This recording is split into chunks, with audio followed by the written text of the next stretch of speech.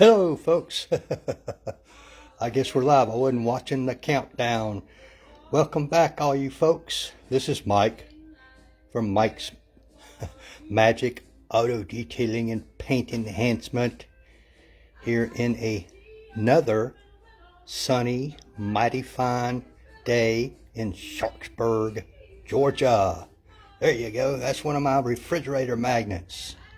Hey, somebody's watching. Hey, Gene. Oh man, long time no see. See that, Gene? That's a refrigerator magnet. You can put it on toolboxes or whatever. If you want one of those, hey, just drop me a PM or something with your address and just say magnet, and I'll mail you one. No strings attached. It's just a free refrigerator magnet. That's all. See, it reproduces. It's got a picture of my car on it. Sally, I call her. 98 Mustang GT.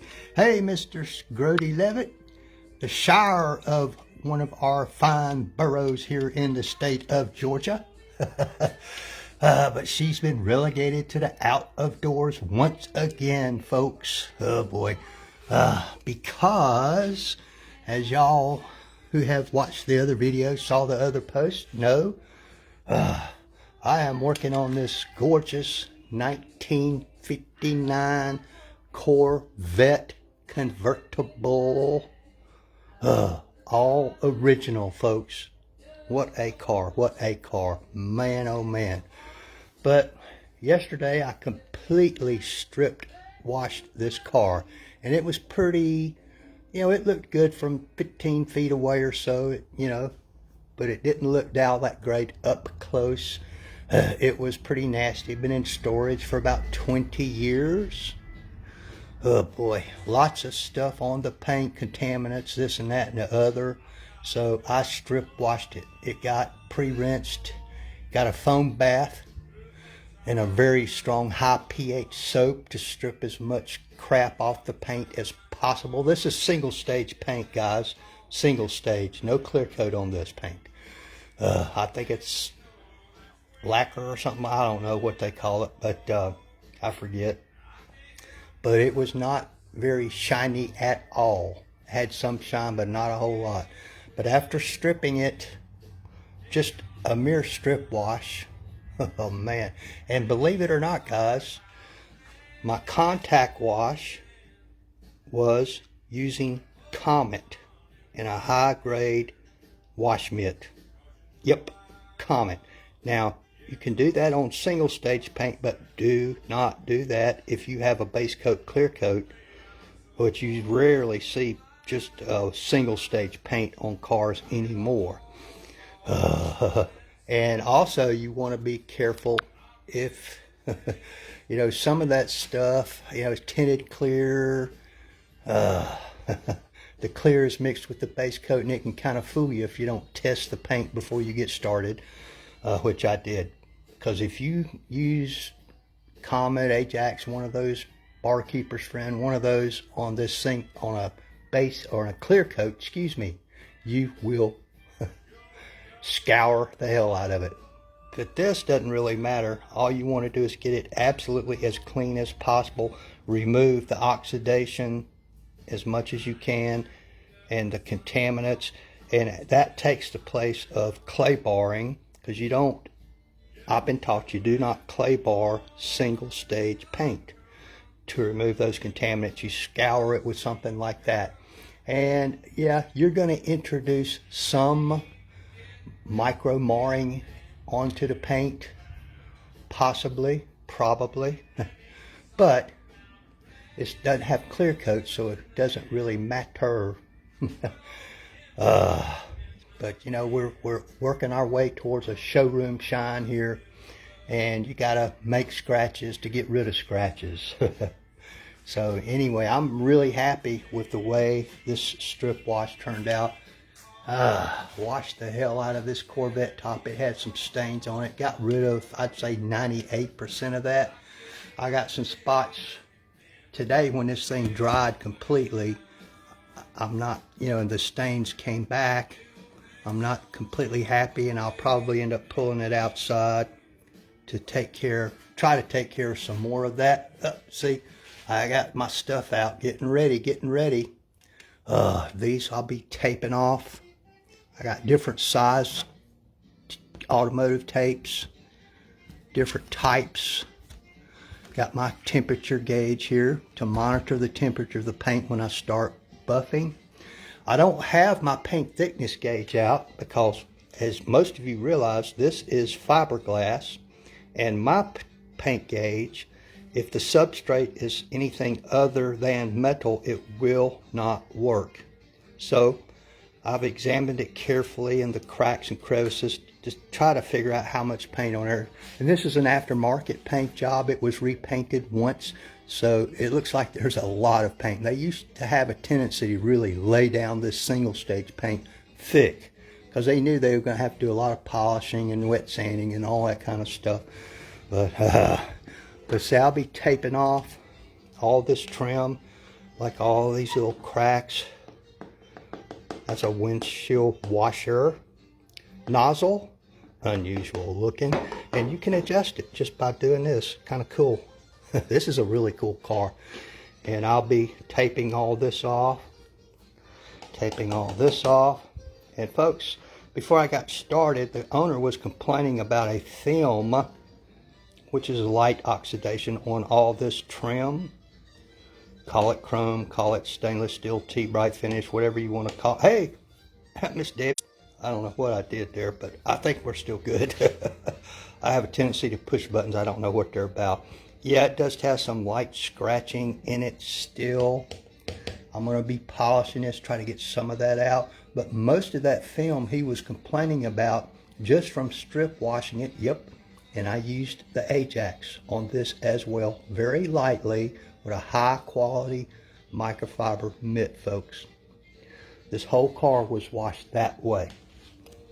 All this stuff down here, I had to get my little detail brushes out so I could get up in these little areas here. The detail brushes did all the emblems down low, and the underneath part I used a real soft feathered brush, they call it. I'm happy with it. Stripped all this stuff. Glass headlights, folks. When's the last time you saw that? Got my little wheel woolly brushes to get up all these little spots. All up in here. These little places. Kind of a tedious process. Soft detailing brushes. Very soft. To do these emblems and that kind of stuff with.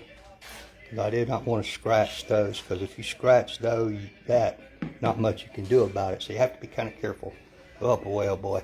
But I'm very happy with how it turned out. I mean, it made a huge improvement over what it looked like initially yesterday. Holy cow. Oh, look at all that. Paying no attention to the wheels and tires. They're not staying on the car. As you can see, I left some residue on the glass. No biggie. It's easily cleaned up. No problem. No problem at all. Got up inside the gas cap. As you can see with my normal thing, I did remove the license plate. I always do that.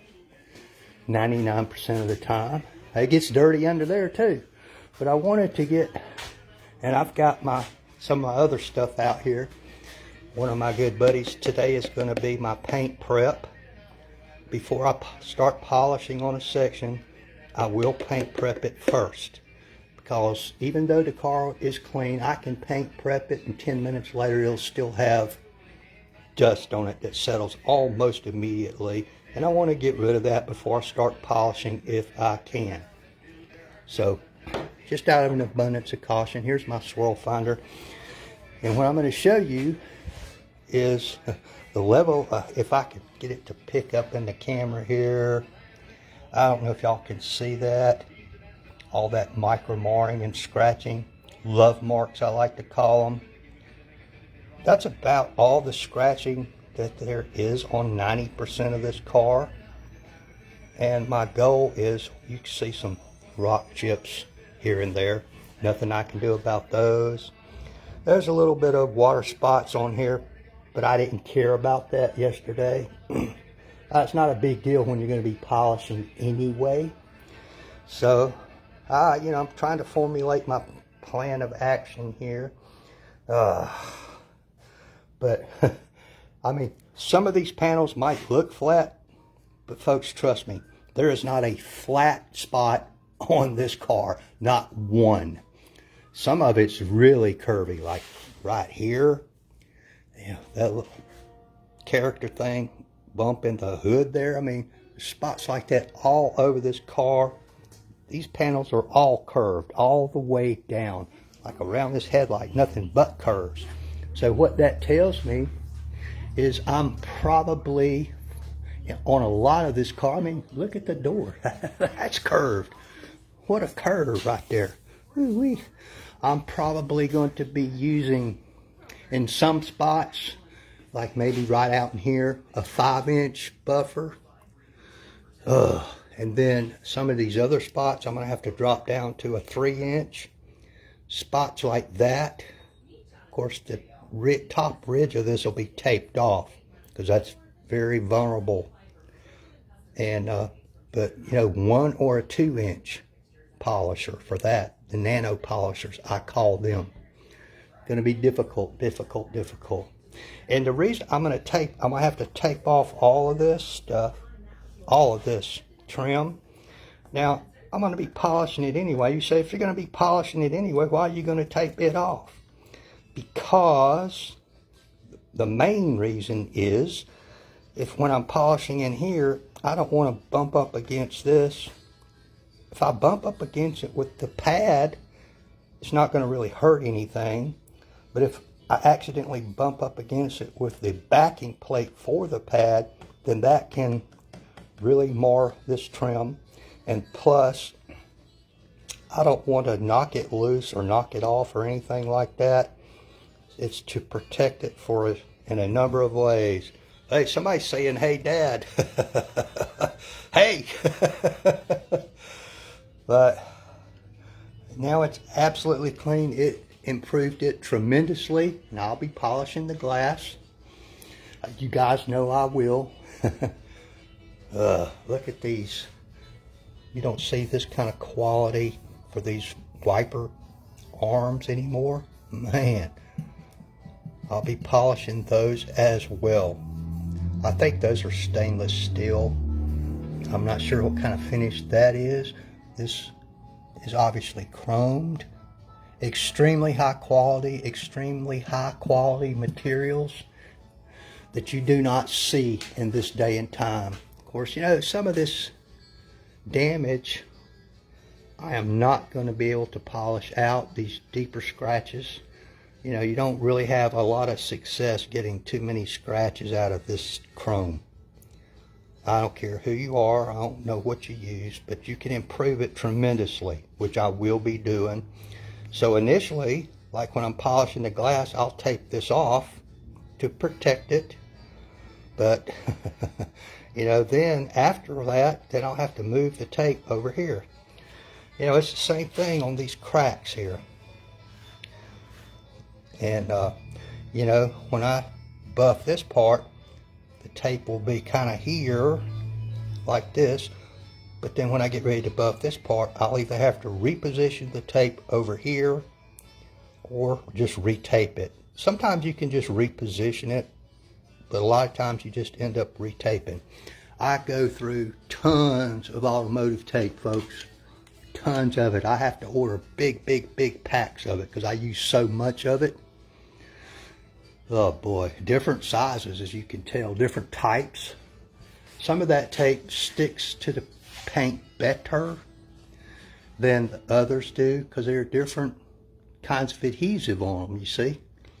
You know, like this right here is way different than this, even though it's basically almost the same width. This I use mostly for pinstriping, that kind of stuff, really small things. But, you know, whatever the situation calls for. But my first order of business is going to be to I'm going to prep a part of this hood and start doing some test spots to see what is going to work the best. Now, when I feel this paint, at first I thought there were contaminants still left on it. after the wash yesterday, but there aren't. What they are is tiny little paint nibs that you can barely see. Not a huge defect, and they probably won't show up after I'm done. You'll be able to still feel them for the most part, and I could get rid of those, but it would require damp sanding, wet sanding, whatever you want to call it. Those are actually two different things. And then going back with a wool pad and then polishing. All that's not in the budget this time, and he said he's not interested in trying to get that deep into it. So the paint nibs, some of them will probably come off when I polish this. And my initial plan is to use a one-step polish and figure out basically which pad works better with that. All these products are pretty much pad dependent. You're better off trying a product, and then if you're not satisfied with the results you're getting with that pad, try a different type of pad, a little bit more aggressive pad, and oftentimes you'll find that does the trick for you. Instead of sticking with the same pad and changing product first, you want to stick with the same product and try a different pad in an area next to it. Anyway, that's what I was taught, and that's my opinion. But Mr. Terry, if you're watching, Mr. Terry is our owner. I do think that trim, that metal trim, has all improved dramatically from what it was when you brought it down here. Man, what a gorgeous car. And this is such a great color combination, folks. I love that. I don't know if you'd call it gray or silver paint there. Man. And I was never a Corvette guy. Hell, I've never even ridden down the road in one. But we'll take another quick look at the interior. Look at that, folks. One of my protective mats I put in all the cars I work on. So much metal and chrome in here. You know, that's painted metal. And then the other parts of it has a pad on it. Man, look at all that. And I understand this is all factory original stuff, is what I've been told, folks. 4-speed, man. Oh, lordy. What a great car. What a great car. I am so happy to be working on this. I would much rather work on something like this than one of the newer cars, even though I do a lot of newer cars, but I do a lot of these classics. Oh, man. Yeah, he's going to replace this top, he said, at some point. So he said don't get too deep into it.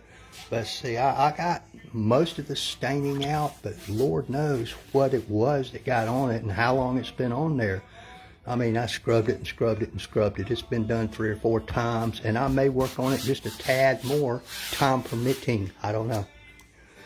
But, you know, this micro marring, scratching that you can see in the paint, I'd say 98% of that was there when the car arrived. I could tell by the pattern of the scratching from improper waxing, improper wash methods. Because most people, when they wash, they do this. When I do it, it's all straight lines. And I see very little, if any, straight line scratching. I don't know if y'all are picking that up or not. But, so I'm sure I introduced some micro marring yesterday, washing this car. You almost always do. I don't care what kind of car you're washing. I don't care what method it is, what products you're using, how good a quality mitts you're using. If you do like me, wash this section, throw that middle to the side and grab a clean one. Or if you dunk it in the bucket, the old 2-bucket method, which almost none of us professional detailers use anymore. I don't even use buckets when I'm washing a car, ever. Because I can guarantee you are going to scratch the car doing that. But like I said, I'm sure I left some, but I just don't see anything that could have been left by my washing methods. like I say, mine was all straight line stuff, either this way or that way, depending on where I was at. But hey, it's looking better, folks. Way, way, way better than it did when it got here. So I'm going to get to it. First order of business is going to be taping off. Man, that's going to take me a while. And I think what I'm going to do is just tape off each section as I come to it. That license plate holder, he wanted me to take that off, but hell, I couldn't get it off. It goes way up under the car and it's bolted to the frame or something, it looks like. I couldn't get the damn thing off, so it's going to have to stay there. I'll leave that for him. This is detailing, not mechanicking. At any rate, man, that's a gorgeous car. I love this car. I love working on it. I appreciate everybody for dropping by, spending a few minutes with me. If you have a question, feel free to ask me. As far as I'm concerned, there are no secrets in this business. I am happy, happy, happy to share what I know with you. And, hey, sometimes I'm even right. But I spend tons of hours researching, testing, getting ready, ordering products. Oh, man. But, like they say, like, tag, share, follow, subscribe, give me a thumbs up, a thumbs down, all that kind of stuff. But y'all have a great day. I'm going to be having fun. And I'll come back later probably and show you guys the results of a test spot when I find out what I want to use, and show you kind of a before and after thing. And, can you guys do this? Sure you can. Sure you can. You can even do it with retail level products, which I don't use. And there are a couple of reasons for that. Sometimes it's almost as good as the stuff I use, but it comes in very small quantities, which makes sense. But I'd wear myself out running back and forth to the store, buying those small quantities. For example, the first polish I'm going to try on this thing, I buy by the gallon and put it into a bottle. Same thing with my paint prep. You can go to O'Reilly's, Walmart, somewhere like that, and buy a paint prep. I would suggest getting a soy-based paint prep, which is what that one is. But there again, I buy it by the gallon and just refill the spray bottles, because I'd go crazy buying those little spray bottles, because I'll use over half of that spray bottle on this one little vehicle. This is not very big. You can imagine sometimes on like these big trucks, I'll use a bottle and a half, sometimes even 2 bottles of that, because I'm a big believer. I paint prep almost before and after everything, because I want to see clearly what I've accomplished and what I need to further accomplish. And you don't have to have the level of buffers that I have. I mean, that little buffer laying right there, it's a little cordless buffer. It's a Flex. That's about $350, $375 worth of buffer, just that one. Can you get it done with a cheap Harbor Freight or a Griots from, I think, O'Reilly's or AutoZone or someplace sells those? Those are not bad, but they will not hold up to the use that I do.